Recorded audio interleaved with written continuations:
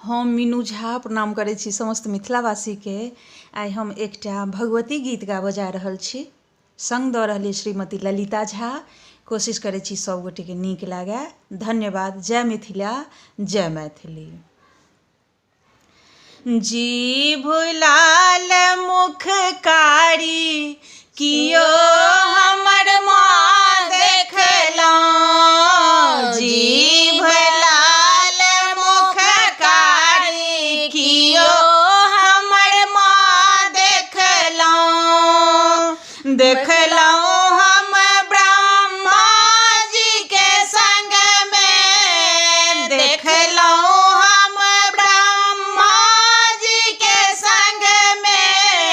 माँ ब्रह्मानी कहेली कियो हमर माँ देखलहुँ। जीभ लाल मुख कारी कियो हमर माँ देखलहुँ। देखलहुँ हम विष्णु जी के संग में। देखलहुँ हम विष्णु जी के संग में। लक्ष्मी मैया कहेली कियो हमर माँ देखलहुँ।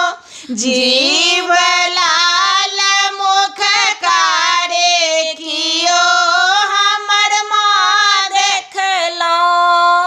देखलहुँ हम शंकर जी के संग में। देखलहुँ हम शंकर जी के संग में। गौरा मैया कहेली कियो हमर माँ देखलहुँ।